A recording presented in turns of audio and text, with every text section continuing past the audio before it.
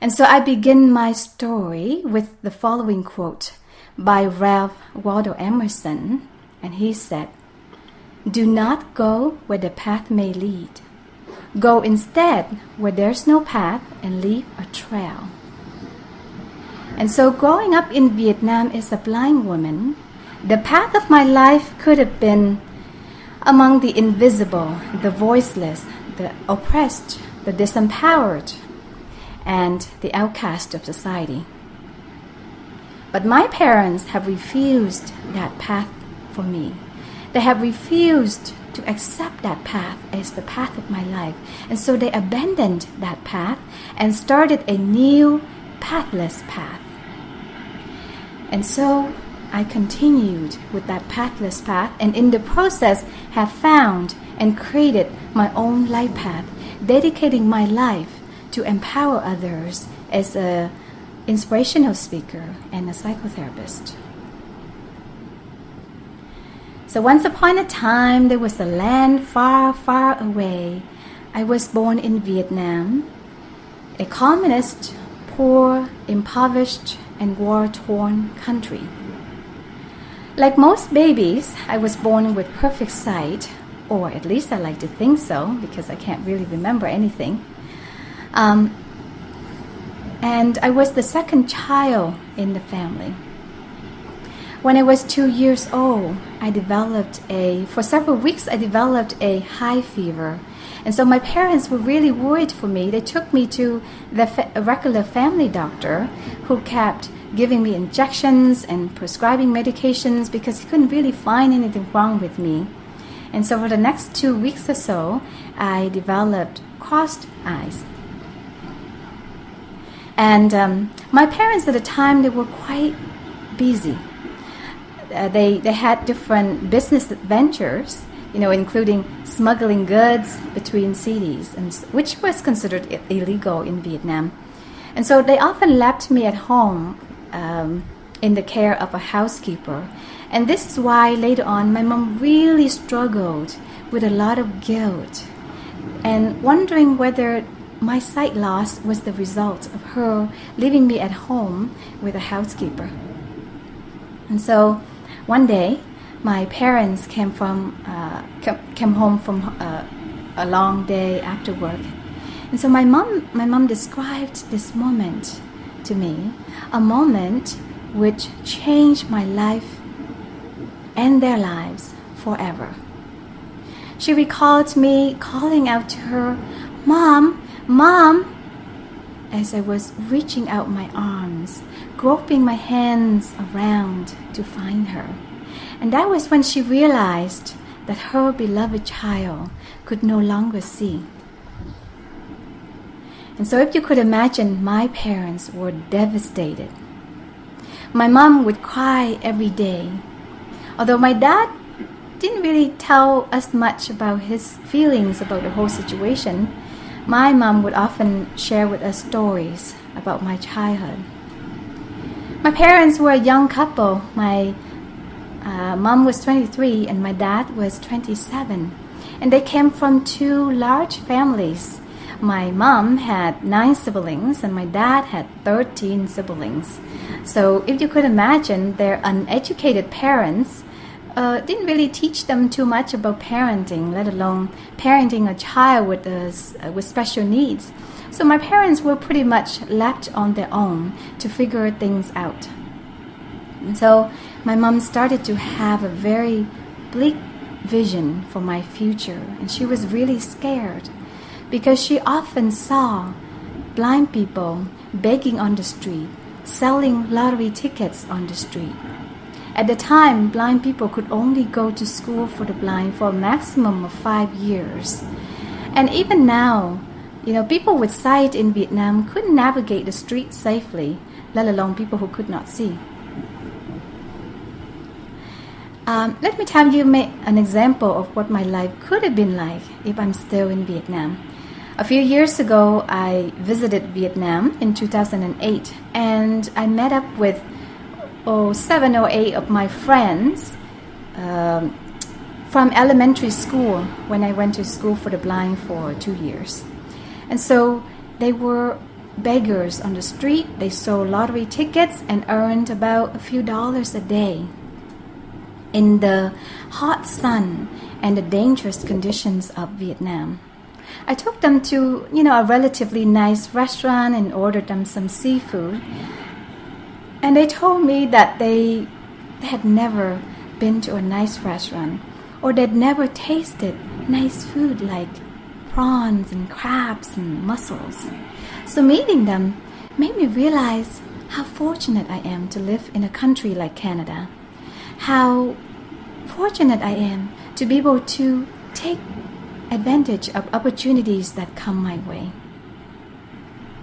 And so for the next several years after my sight loss, my parents were desperate. They would do anything to restore my sight.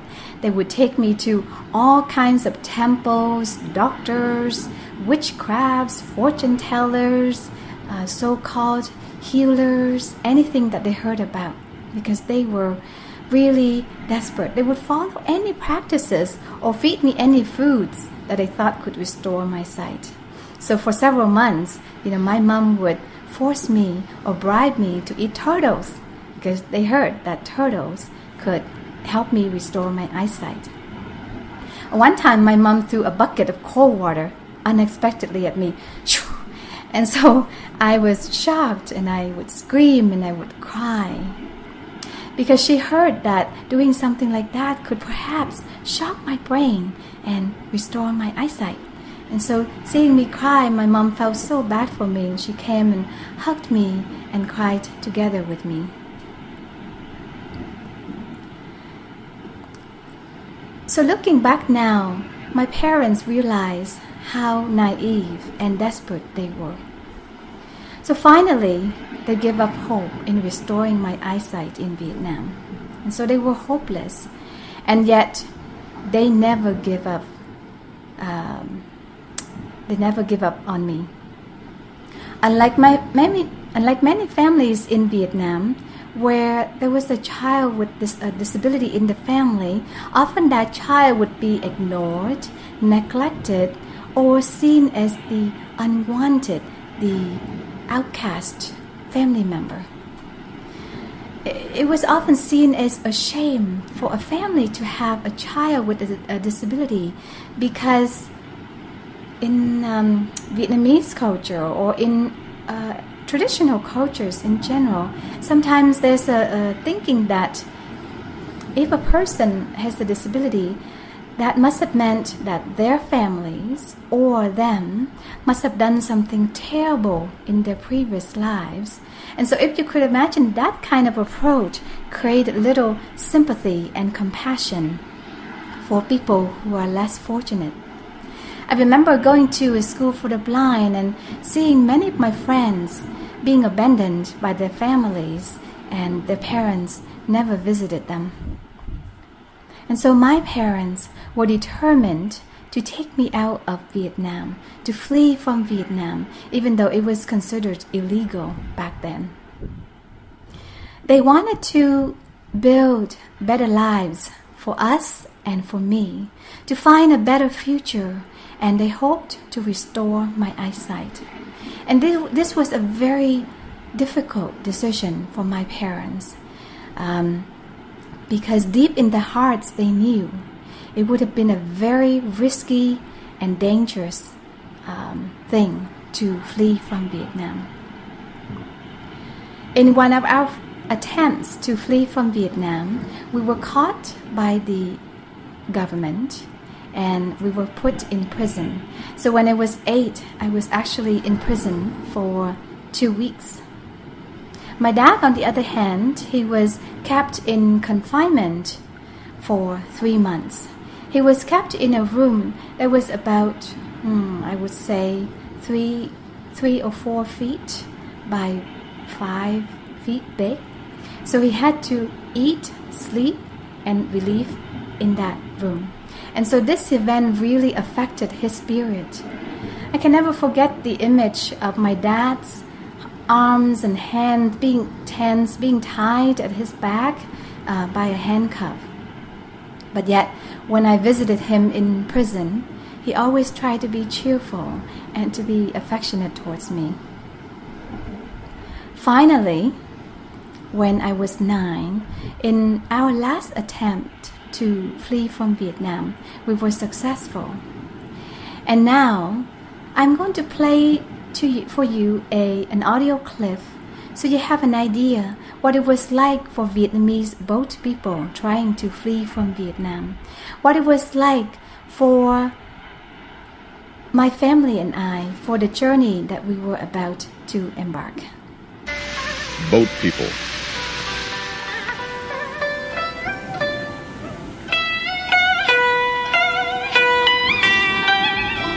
Boat people, this is what the international media has named them. Fleeing their homeland, they are known for their incredible courage in facing tragedies at sea, starvation, drowning, thirst, and the most savage of all, frequent attacks by pirates. Sustained by hope for a new life, the refugees' motto is freedom or death on the high seas. At the hands of the pirates who infest these waters, their lot is more often death. As one refugee put it, when you leave shore, you hope for survival, but you assume that you will die. At first it's hard to make out. A speck on the horizon. You take a closer look. A boat. A flag, an arm waving. A crowd gathers along the beach. This is the east coast of Malaysia, final destination, thousands of refugees fleeing Vietnam. Many don't make it this far. They're attacked by pirates, drown, or starve to death. These have made it, but will the Malaysian police turn them away? Or will they be stoned by local villagers? The crowd waits to see how many will survive this time.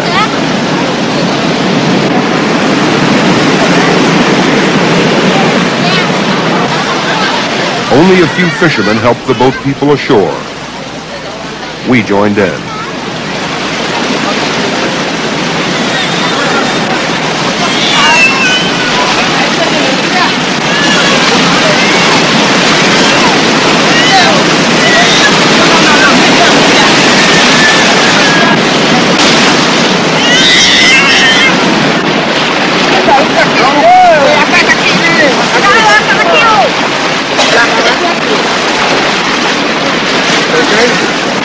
Okay?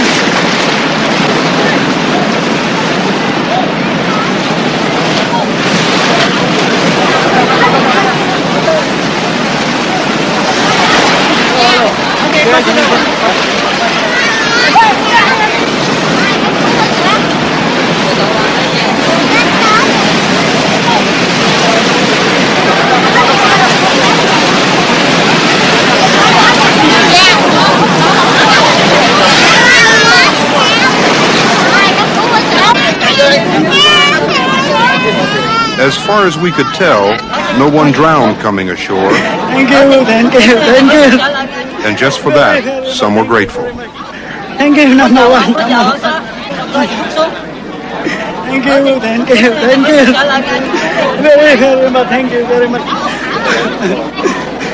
We had sent distress signs to show that we did not have any food or water. However, they ignored us and acted like they had not seen us. Among us, there was a 6-member family who brought food, but finally also died because of thirst. Even healthy youngsters could not survive, and the death toll was about 7 per day.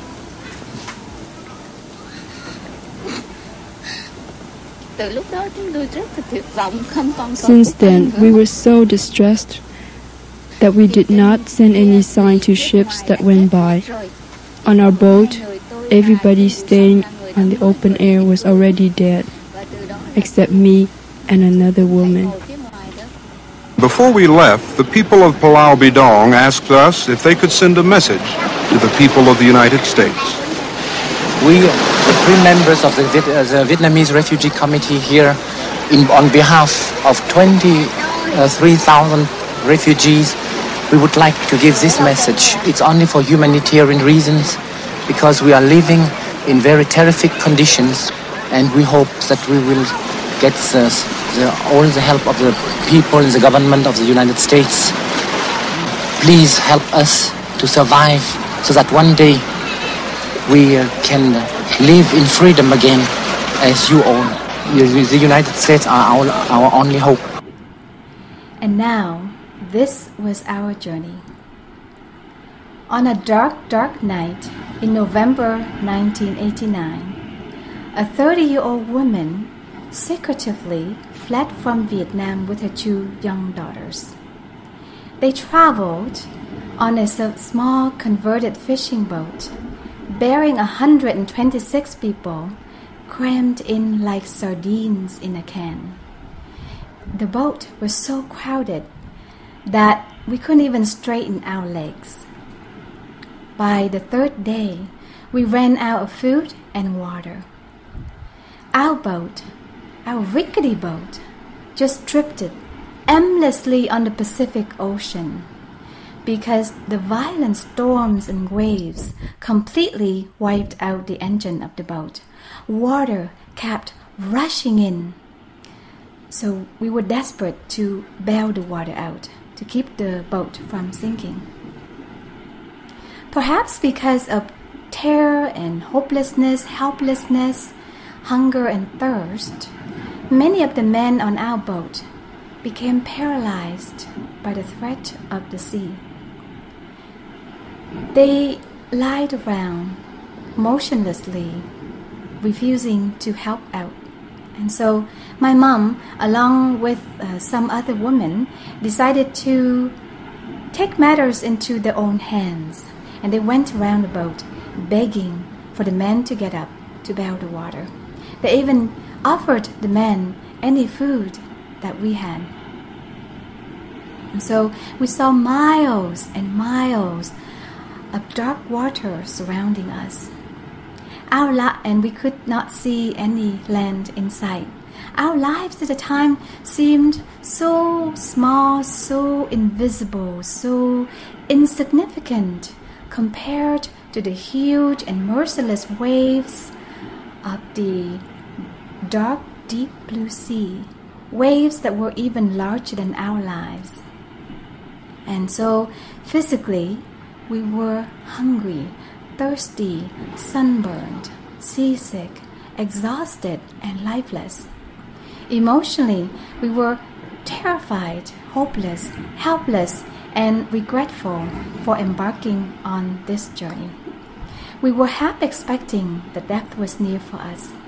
Around me, I could hear people praying, children crying, people vomiting because of severe seasickness. As a 9-year-old child, I was terrified by the image or the possibility of us, drowning in the sea because I couldn't swim, because I knew there were no life jackets on the boat. And so I closed my eyes, imagining that the rocking of the boat was sort of like me rocking on a hammock at home.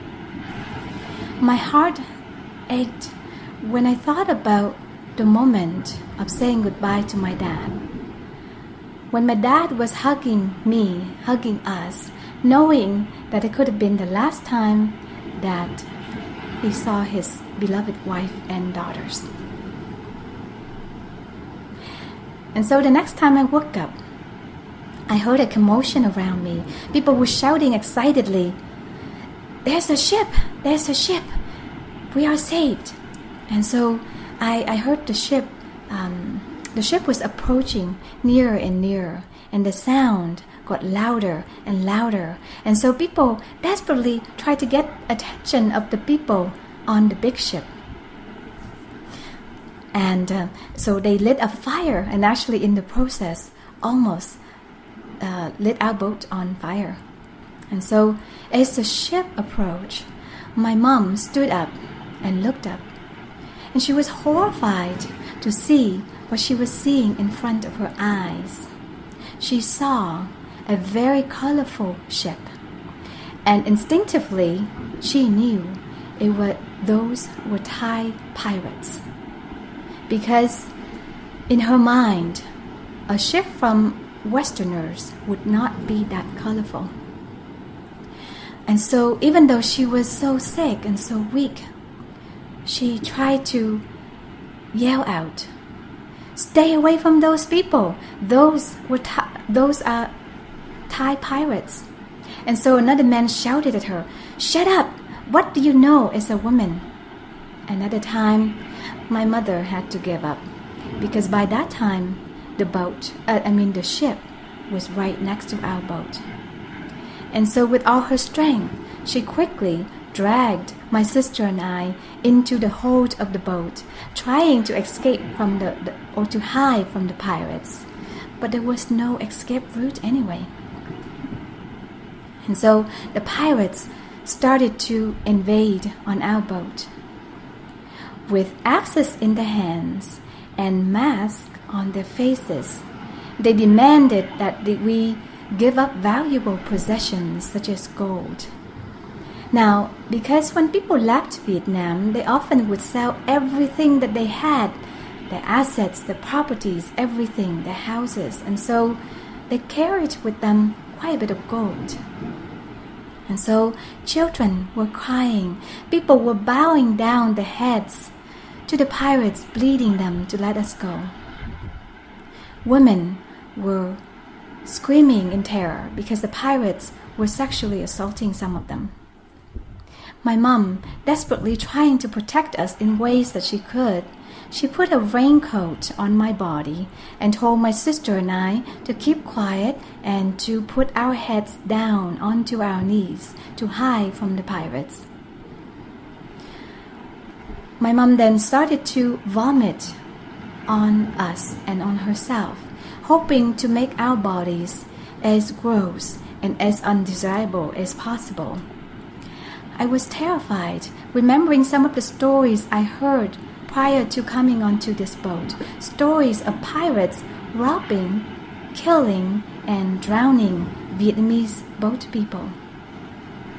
A few feet away, I could hear the voice of a woman crying, "Help me, help me," as the pirates were laughing. And my heart sank when I realized that was the voice of a friend of our family, known to me as Auntie Flower. And I was very fond of Auntie Flower. But I couldn't understand why no one was trying to help Auntie Flower. No one was trying to say anything to comfort her. And so I was young and I was blind, so I didn't know what was going on. But at that moment, Auntie Flower was raped by 3 pirates in front of everyone, in front of young children, one by one, as each of them would hold an axe against her neck. And so I could feel the depth of her pain, even though I didn't know what was going on. And so trying to comfort her, I said, "Please hang in there, Auntie Flower. It will get over soon." But little did I know that such pain would take the rest of her life for her to heal. And so my mom, fearing for our lives and for our safety, she quickly covered my mouth with her hand, telling me to be quiet. And so that event really had a significant impact on my life. I think that was probably when my passion to become a psychotherapist must have started at that time. It also affected my trust in men, consciously or unconsciously. And so for a long time, even though I had men as good friends and good family members, but I could not really trust them with my heart. I couldn't understand how those pirates could have sexual urge at that time.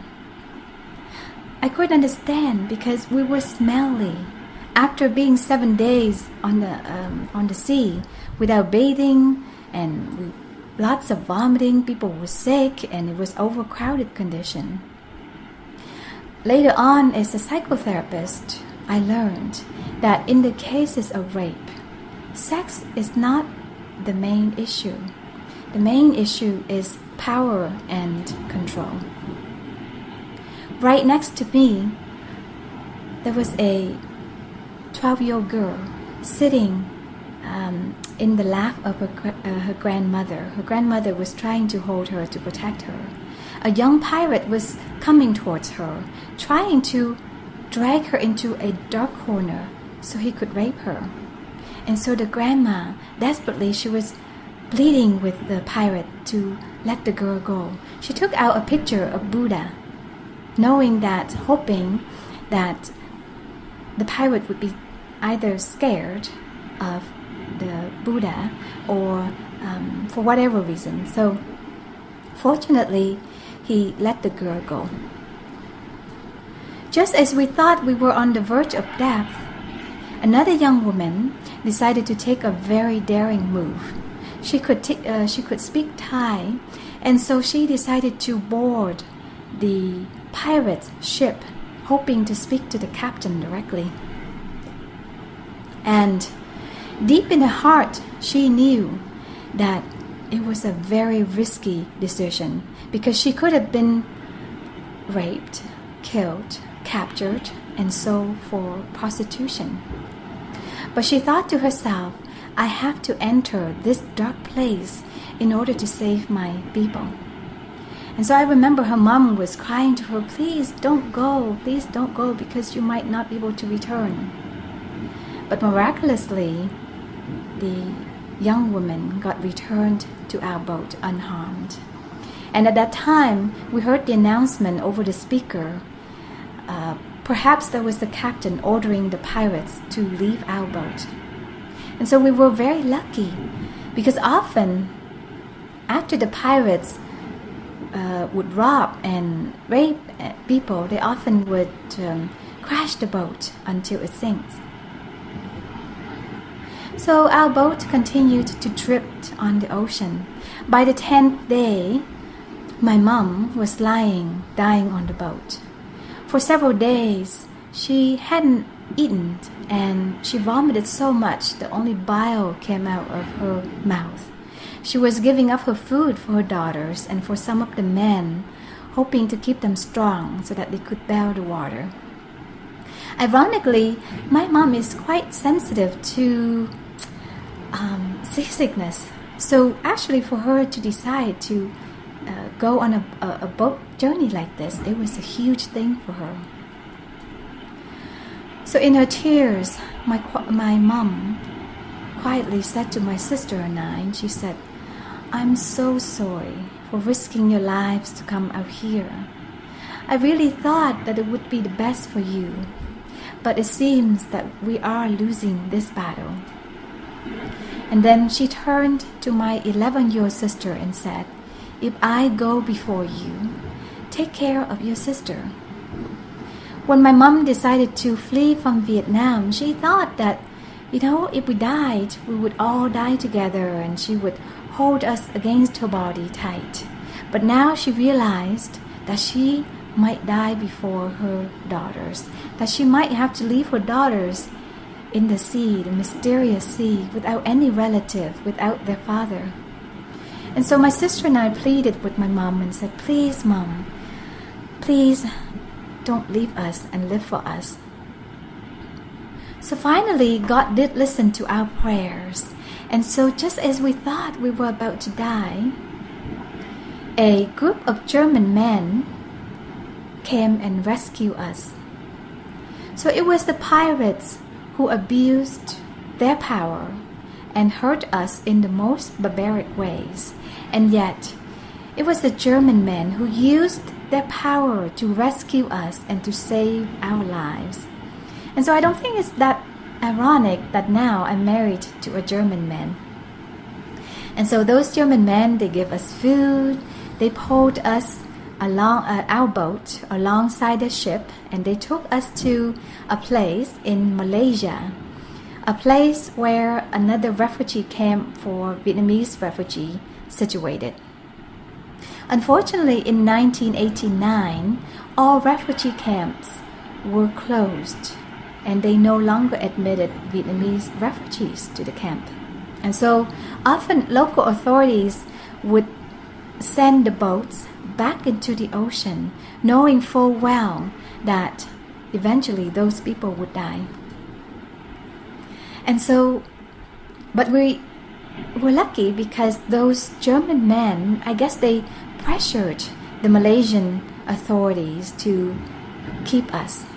And so, but after the German men left though, the Malaysian government, or the Malaysian soldiers specifically, they started to treat us terribly. They took us deep, deep into the woods, ordered us to cut down trees and to set up tents so we could sleep there and stay there. And so, you know, after being 10 days in the sea, the men were traumatized and hungry and exhausted. So some of them were slow to obey the soldiers' orders. So those soldiers, they would use their military boots, heavy boots, and kick at the men violently. And so we stayed there for 30 days in the woods, sleeping in the tents with tree roots underneath our bodies. And so when it rained, the tents would soak, and when it was hot, oh boy, it was hot. Malaysian heat can be extremely hot.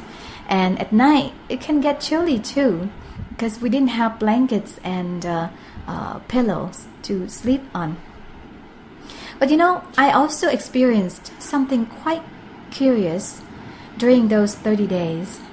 Those Malaysian soldiers, even though they could be mean, aggressive, and violent, somehow they were quite nice to me, as a 9-year-old blind child. They discovered that they could sing in broken English.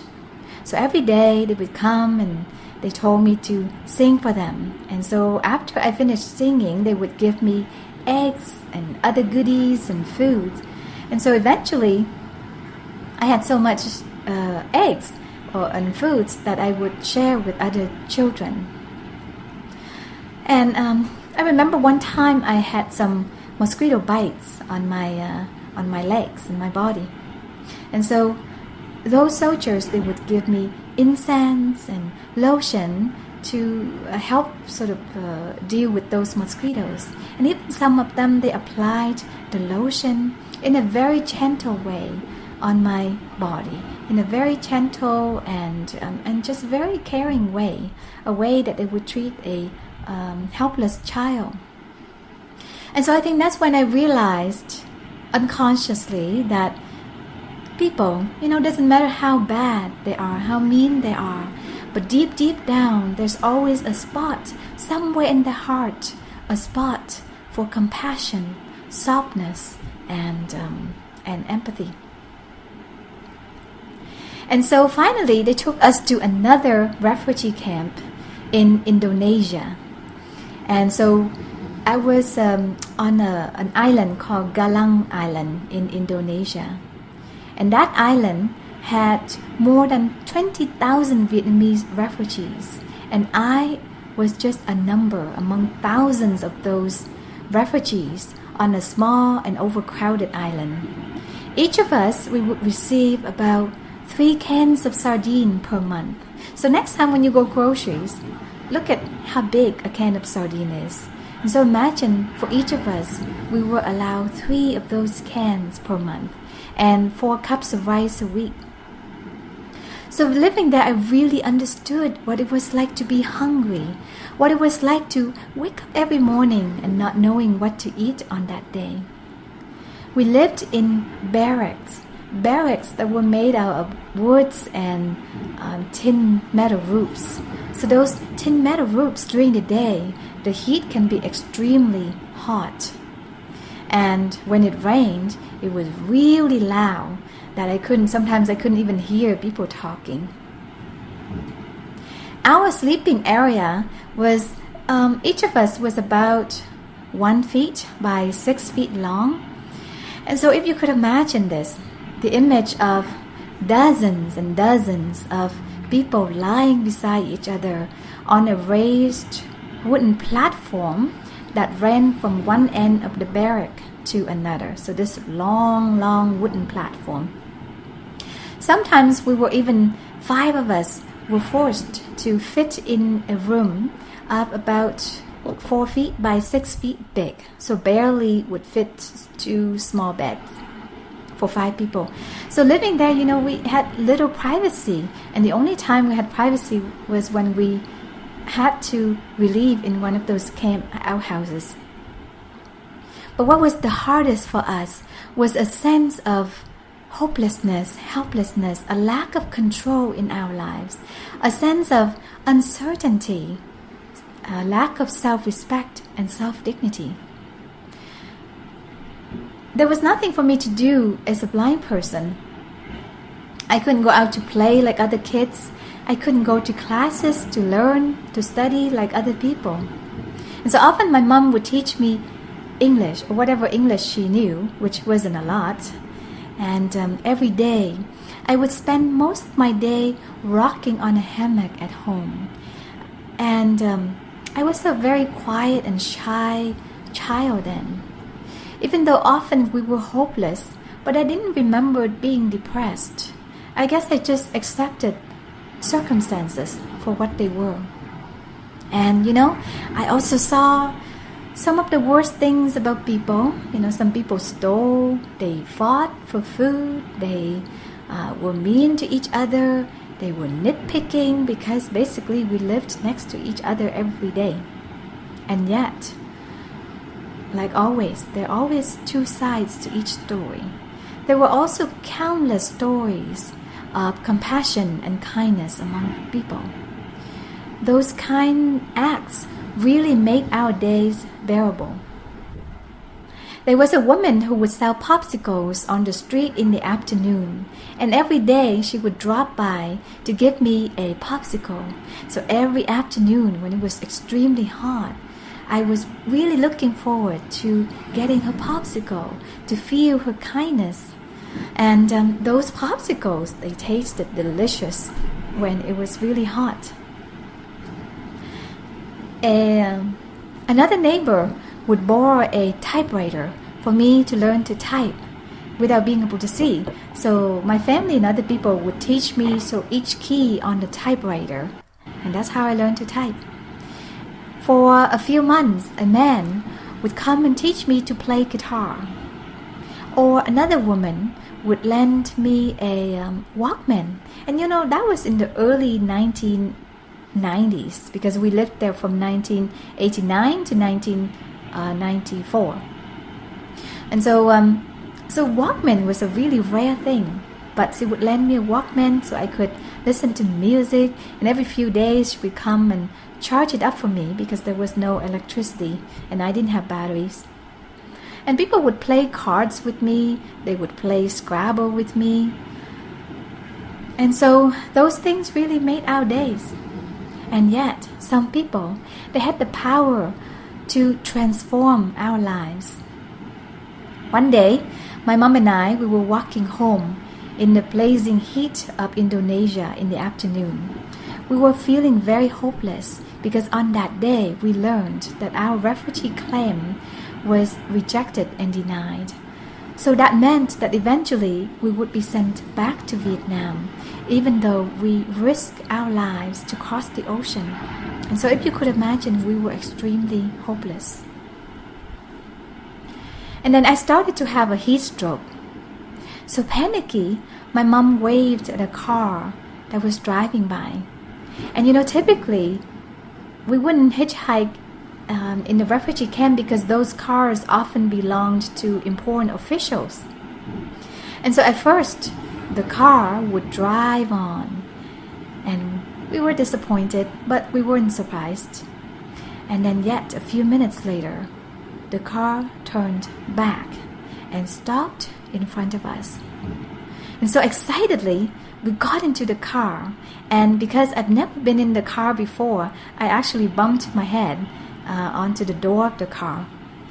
And then when my mom settled down, she realized that one of the men in the car was the head of the United Nations Refugee panel.